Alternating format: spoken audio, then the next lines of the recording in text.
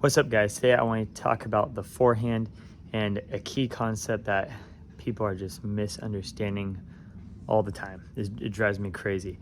And it's more prevalent with this next gen stuff only because people are not actually not understanding what they're seeing, I guess is what you can say. Let's break into it. So I have Ben Shelton, I have Yannick Sinner, I have Novak Djokovic, and I have Rafa Nadal, okay? And my coach always used to tell me, and they did a piece on this on the New York Times, that Rafa Nadal's forehand is not something you should copy, and I'm going to explain why. It has to do exactly with this concept. And people think that the current players like Sinner, like Shelton, are doing this as well, when really they're not. So to understand this, as we go through the players, you have to understand the forehand in general, right? So it goes here, my feet are set, I'm rotating, and here's where people screw up. I mean, I see coaches do these videos on YouTube all the time, Instagram and stuff, and I see the contact point 100% incorrect. And they're actually really good players, a lot of them that do it incorrect. I just think they're so talented, they don't know how to break down the stroke, and so when they shadow it, they shadow it incorrectly. I see that a lot. So what's going on with the forehand? Well, it goes your feet, right, your legs to your hip, to your contact point, to the finish. So the biggest thing I see is, of course, I'm not gonna go through the neutral stance. I have a video on that if you wanna go check that out, but I'm in my neutral stance. I'm not gonna show that part, but I have my ready position, my turn. And now from here, I drop my racket, I start rotating. Now, at contact point, okay, at contact point is when my chest and my hip open, okay? So if I catch the ball late, right, if I'm going here and my hip opens, that means I cut the ball late. As a righty, that ball's going that way.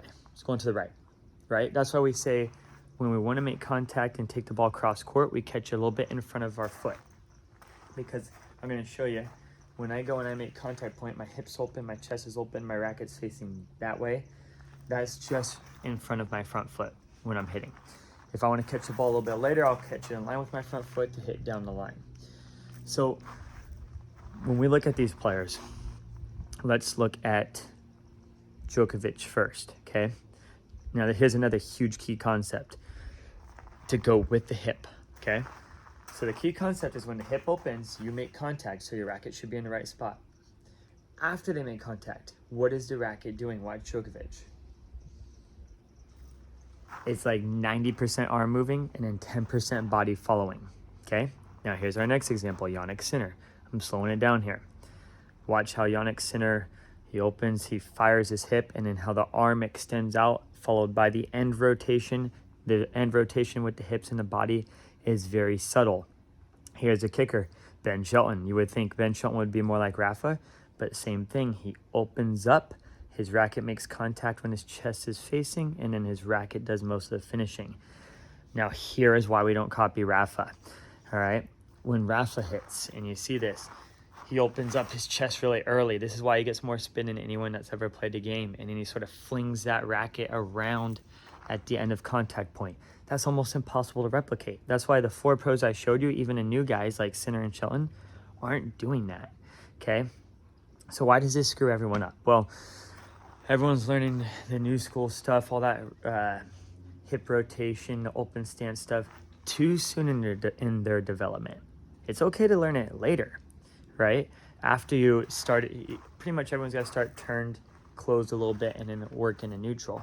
But coaches start people in open stance, and people have no idea when to fire the hip, timing of contact point. They're just swinging fast and rapidly with a lot of topspin because all the coaches are like, intensity, right? Hit the crap out of the ball. Don't think about it. Then how the hell do you know how to correct yourself? And that's why I see juniors getting pissed off all the time, and they're looking at their parents, their coaches, and yeah, you're not teaching them how to understand the game. So of course they're gonna get frustrated because they don't know. They just say, I lost my forehand or I lost my backhand, because they don't understand what they're doing and they don't actually understand the game. So I'm gonna end with what I see from players that really screws them up, because coaches are misunderstanding what they're seeing on TV. They're seeing the end, like after Novak Djokovic hits, he's in the air, right? And then he's doing this. again, it was all of his arm. The ball's way gone, and then they finish. So if you teach someone to do this and rotate, they're gonna over rotate, and they start slapping at the ball. They start turning up their racket. They have to find a smooth. I'm not saying hit a slow ball and decelerate. What I'm saying is, once you start your swing, you're gonna hit a smooth swing, and you're gonna keep working on hitting the ball clean, and then generally increase your speed level, increase the amount of body you're getting into it. But you have to go from the beginning and building the house with a strong base, which is knowing when to open up on contact point, okay? The less movement you have with all this stuff in the beginning, the better you're gonna hit. Keep things simple, keep the head down, square up your shoulders, and then we can build and get more advanced, okay? So hopefully this helps your forehand. Quit watching all those extreme like wrist torque and all that stuff for right now, okay?